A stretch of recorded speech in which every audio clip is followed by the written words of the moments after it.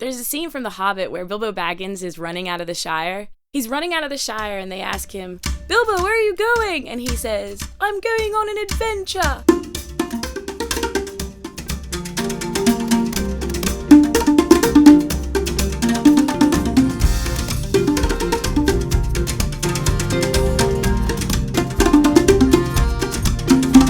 Can you take me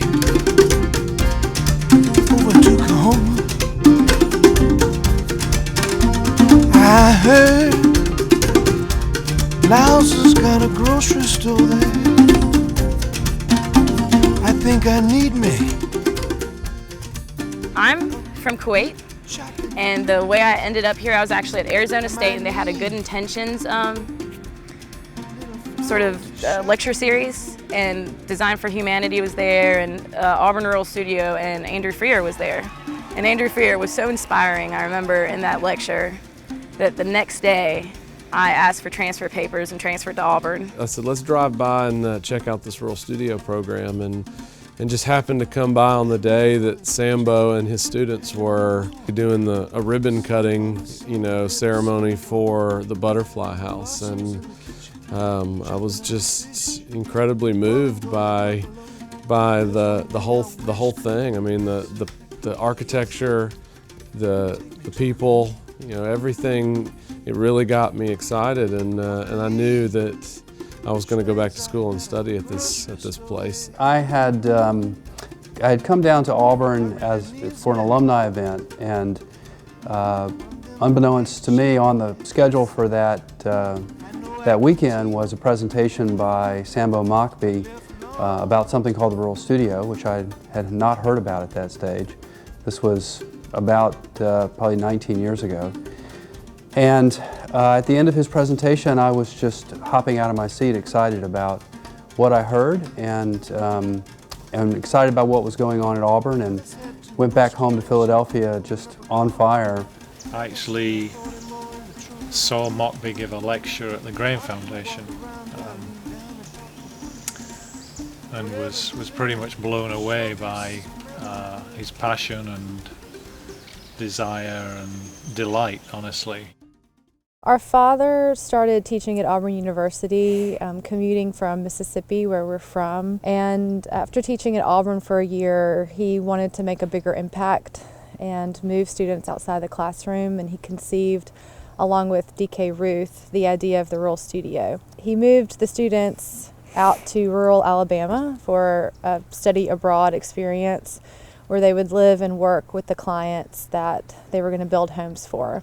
And that worked for lots of reasons. It got them outside of the university setting where they were really very comfortable, and pushed them to think a little bit differently about what they were designing on paper to see it built in real life. Those were two very different things.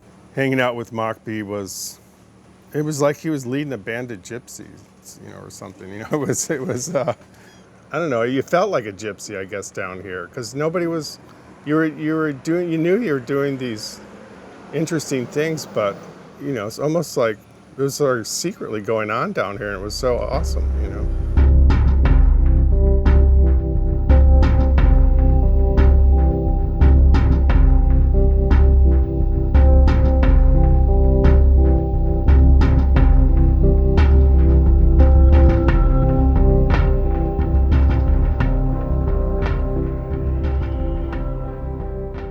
This part of the world has gone through a kind of like a pulling back into itself, and a kind of like, you might call it a kind of cultural hibernation, if you will, and cut off in a way by opportunity, by industry, by the rest of the world.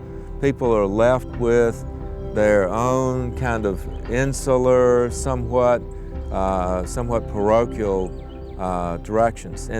And of course, these serve a certain function of making people feel good about who they are and what they are, but it takes away that capacity to adapt and to imagine and to create a more fulfilling world. Well, I just, heard about it, that they were coming and they were gonna build things, and of course it's like most things that come and go, and figured it was just some kind of Me, myself, and most of the local people, I think, thought it was just some kind of grant deal or something to get a little money for the university or some kind of project or whatever that would, blow by in a short time, but found out that this was here to stay and that it is a good, real good program. History, material, technique, food. I fell in love at Hale County several times. It was fresh, it was imaginative and experimental and exciting in a way that nothing else from that culture was at the time. And I think that really rang true. I think that's really what appealed to students. Students have this sense of imagination and ambition. But a lot of them come from these deep roots as well, and they want to respect their cultural traditions, and to have something that synthesizes that in some new way, I think that's just magic, and I think that was part of the magic that Sambo had in him as a person.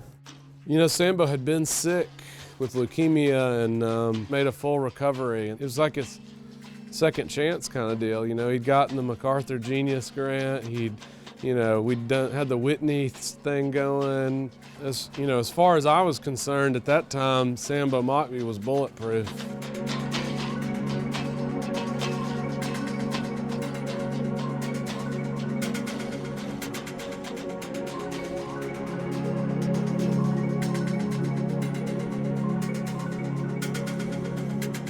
Andrew Frier was Sambo's lieutenant and second in command when Sambo passed away. Andrew took over, and he has done a remarkable job of remaining true to Sambo's vision and his focus on the students' intuitive ability to build and do creative things. And yet Andrew has added some Andrew elements too, which is a little bit more disciplined in terms of the design, and Andrew has also introduced the idea of doing public work projects, these larger projects that take multiple years to do.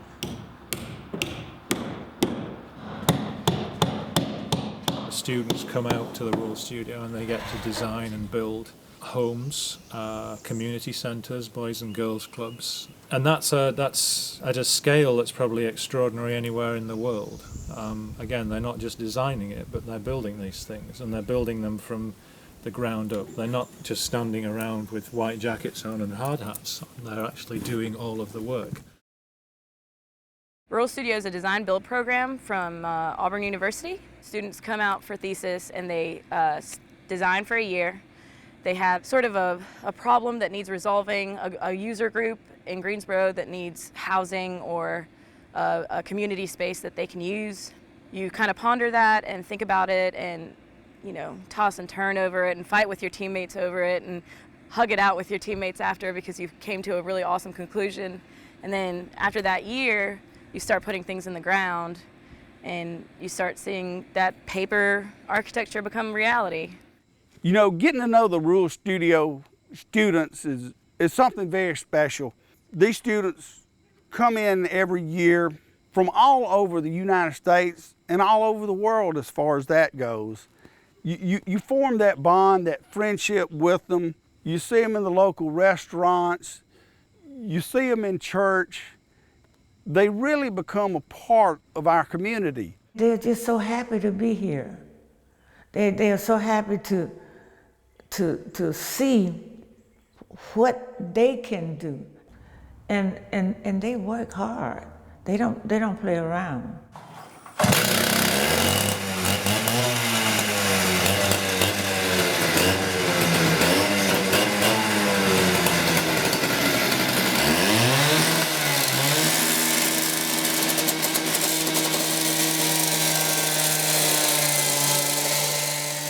It's amazing to look at these teams of four kids and then look at what they actually have made. In fact, it's almost miraculous.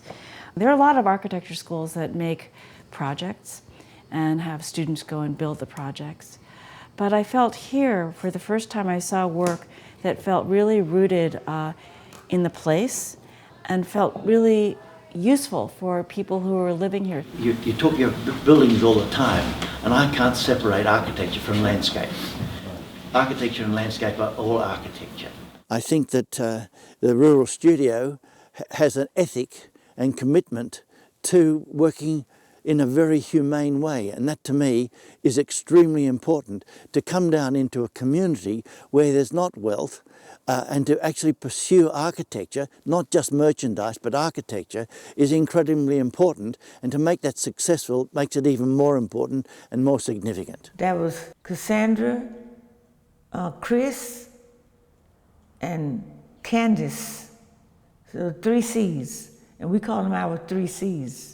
They did this, just the 3 of them, every day, every evening, sometimes at night. They would work. And then they made an A. This was their project. And that's why people come here from all over the world to see it, because they kind of don't believe it until they see it, and they see not only the educational process, which itself is innovative and alone would justify all the attention, but it's also the process of uplifting the citizens.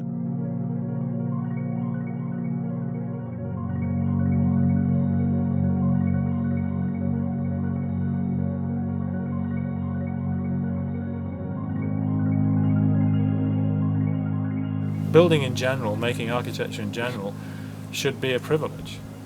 Should be considered more of a privilege than it is. And it's probably the hardest thing they've ever done in their lives. Maybe the hardest thing they ever do in their lives. I think that's why there's a huge passion for this place, that they put through something that's really tough, right? But incredibly fulfilling. And I think that's why they feel good about that period in their lives, even though when they were in it, it was like being at war. You know, they were being as pushed psychologically and physically as hard as they could be, and that's fantastic, right? And I think it's amazing. They have just made a difference in this whole county.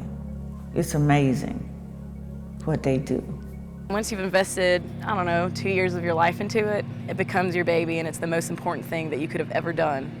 To see something on a piece of paper, on a piece of trash that you just kind of sketched out in real life is probably one of the most gratifying things in the world, because you did that, you made that happen. Nobody could do it like you just did in that spot, and that's kind of awesome. That's what Rural Studio does for you. I spent many hours with this great group of young men and women, and they prepared this and presented this to me.